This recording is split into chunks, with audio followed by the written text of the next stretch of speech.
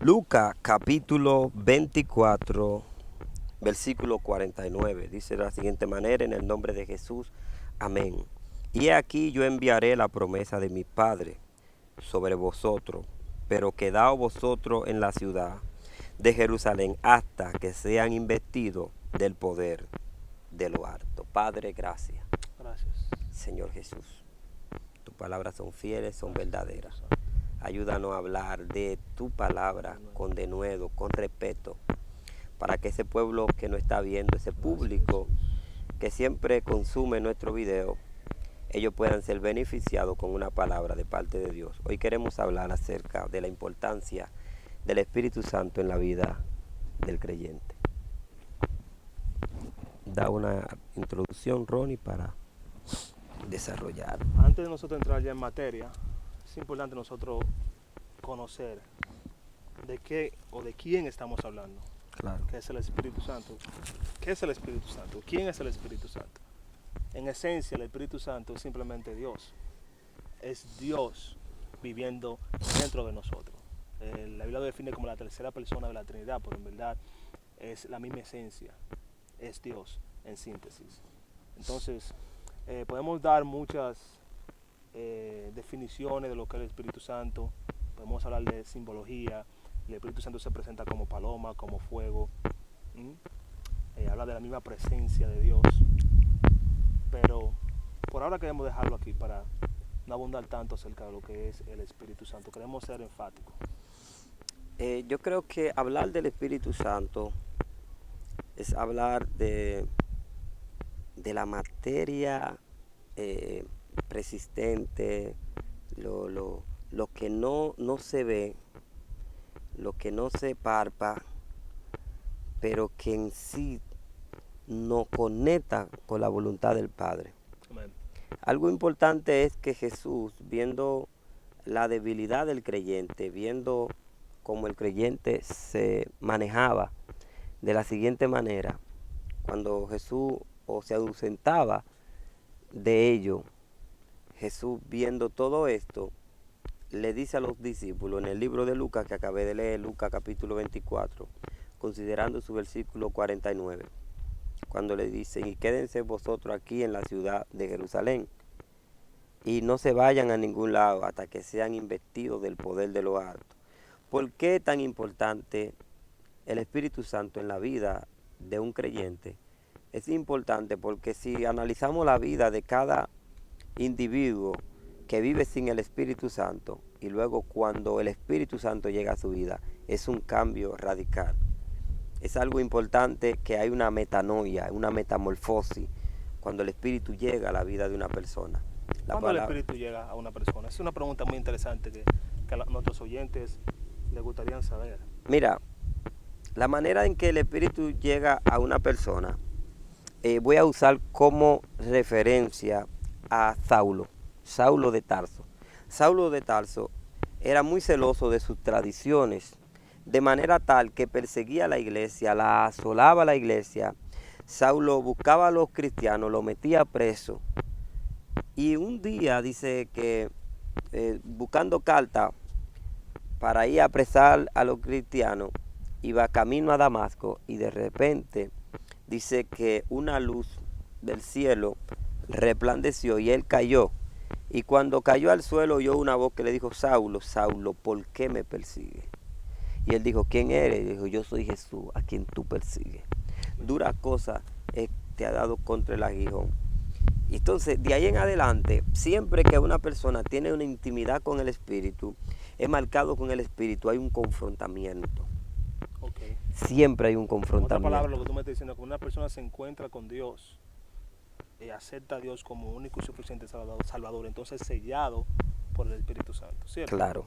Perfecto. De manera que no solamente porque las personas entienden que porque tengan ciertas manifestaciones, creen que ya tienen la cobertura enteramente del Espíritu, y no es así. Saulo perseguía a la iglesia, luego de ahí comienza a ser Pablo, pero Saulo duró alrededor de 14 años siendo instruido por el Espíritu.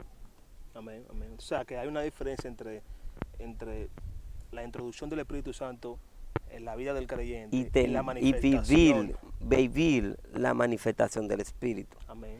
Saulo duró casi alrededor de 14 años siendo inducido, y él mismo lo dice, yo siendo apóstol de Jesucristo, no por hombre ni por los hombres, sino por el Espíritu, ¿me entiendes? Amén. Es decir, pero él tuvo que pasar tiempo. Entonces yo quisiera hablar llano y preciso a una generación de jóvenes, la cual está buscando la presencia y entienden que ya tienen el acceso completo al Espíritu, cuando aún falta más todavía.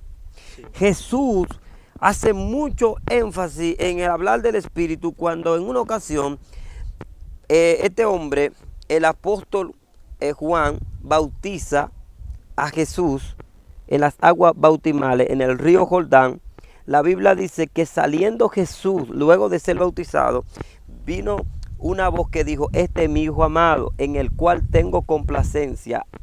¿Entiendes? Este es mi Hijo amado.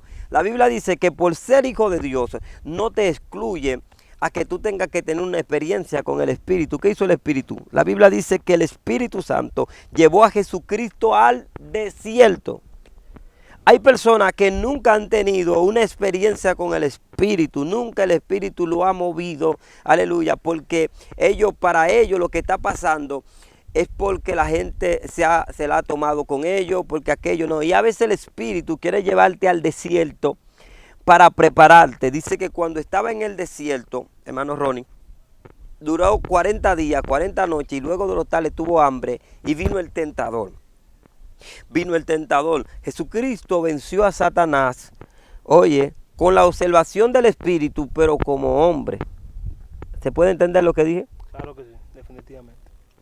Pero cuando lo venció, dice la Biblia, que después de las 3 tentaciones que le hizo, dice que vinieron ángeles y le sirvieron. Y ya no andaba guiado por el Espíritu, sino bajo el poder del Espíritu. Entonces, lo que tú me estás diciendo es que es importante que el Espíritu Santo permanezca, no simplemente que nos visite, sino que permanezca en nuestra vida para que nosotros podamos resistir al diablo. Claro.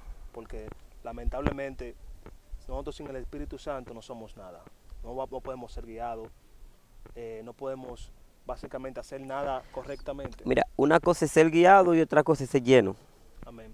El que es guiado no puede hacer la cosa que el que está lleno. ¿Me está entendiendo? Claro.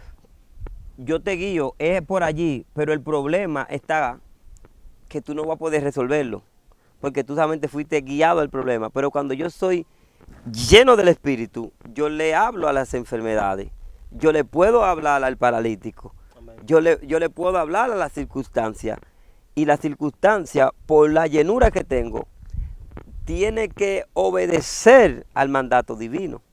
Amén. Y podemos darle énfasis a lo que es nuestro tema, que es la importancia del Espíritu Santo en la vida del creyente. Claro. Definitivamente es sumamente importante para nosotros como creyentes, como cristianos, porque si llegamos a obtener esa llenura del Espíritu Santo de la que tú estás hablando, entonces vamos a hacer una vida perfecta. Pero esa guianza, esa llenura, tiene que vivir primero de una guianza, de un manejo. La Biblia enseña que Pedro, un hombre colérico, un hombre muy colérico, dice que Jesús orando como un tiro de piedra, deja a los discípulos ahí, y por 3 ocasiones llega a donde están ellos y le dice, ¿por qué no oran? Y después le habla, aquí está como la parte central de este mensaje. Cuando Jesús le dice a los discípulos, a la verdad, el espíritu está dispuesto, pero la carne es débil. Tú puedes ser guiado por el espíritu, pero si tu carne es débil, nunca se va a llenar. Nunca va a tener acceso a lo divino. Por eso vemos gente que hablan en lengua, danzan y están frente de un paralítico, de un enfermo, y solamente se vuelven a hablar en lengua, a danzar, y nada pasa. Amén. ¿Te puede entender lo que estoy diciendo? Claro que sí. Claro que sí. Entonces, ¿qué es lo que yo quiero traer a colación? Que Pedro siendo un hombre colérico, un hombre que cuando iban a agarrar a Jesús le desprendió la oreja a una persona. Una cosa es tener el Espíritu Santo y otra cosa es caminar en la carne. Mientras Pedro estaba caminando en la carne, siempre hacía desarreglo, siempre metía la pata. En una ocasión Jesús dijo, yo voy a ser entregado, y dijo, que no te pase nada, maestro. Dice, ahí se incorporó ¿quién? Satanás, que el nombre de Satanás es un título. El nombre de Satanás para el hebreo es adversario, es decir, cualquier persona que te adviersa a ti, que no quiera que tú llegues a un lugar, es un Satanás, es decir, es un adversario. Es un título que se le han puesto, ¿me está entendiendo? Entonces, no es a Pedro que el Señor le habla, sino que le habla al que lo está deteniendo a que Jesucristo entre al propósito. Entonces, Jesucristo no puede dejar el Espíritu si primeramente no pasa por el proceso de la cruz. Y cuando Satanás se incorpora en la vida de Pedro, por la debilidad de oración que tenía Pedro, por eso el Señor le dice, oren para que no entren en tentación. ¿Quién lo va a tentar? Lo va a tentar el enemigo. Entonces, ¿qué es lo que yo quiero profundizar aquí? Que cuando después Jesús le habla, en el libro de Lucas, capítulo 24, versículo 49, le dice, no se muevan de aquí hasta que ustedes no reciban la promesa del Espíritu Santo, el Paracleto, el que sostiene la vida espiritual del creyente, el que hace que el creyente camine bajo cielos abiertos, no se muevan de aquí. Luego que el Espíritu vino en la vida de Pedro, aquel Pedro que era un colérico, ahora viene a ser el representante de Dios sobre la tierra. Dice que en su primer versículo, su prédica, dice que se convirtieron como 5,000 personas. ¿Quién puede hacer eso? La llenura del Espíritu, no tan solamente ser guiado, porque el Señor nos guió hoy a la montaña que oremos, pero la llenura depende de una entrega, de una intimidad, ay. de una entrega absoluta. ¿Entiendes? Entonces, y ya, o sea, ya tú respondiste una pregunta que yo tenía, y era que por qué hay tantos cristianos hoy en día, por qué hay tantos cristianos que tienen el Espíritu Santo, sin embargo, no manifiestan el Espíritu Santo en la vida. O sea, porque están siendo guiados, pero no llenos. Entonces, ya respondiste mi pregunta. Hay algo que tenemos nosotros que hacer, y es una entrega. Pero ese sacrificio, esa entrega, viene de nosotros. Dios está dispuesto, pero si nosotros no ponemos ese granito de arena para nosotros poder básicamente ser llenos por el Espíritu Santo, nunca vamos a... Entro más profundo. Entra. El libro de Hebreo, el libro de los Hechos, es el libro que más habla del Espíritu Santo. El libro de los Hechos aclara y nos dice muy claramente que en una ocasión estaban todos unánimes juntos y había muchísimo. No era la cantidad que fueron bautizados. Había muchos que fueron guiados para ser llenos. Oye, escuchen bien esto, que aquí va a haber una aclaración. El Señor le dijo, reúnanse todos en un aposento alto. Pero los que fueron llenos del poder de Dios fueron como 150.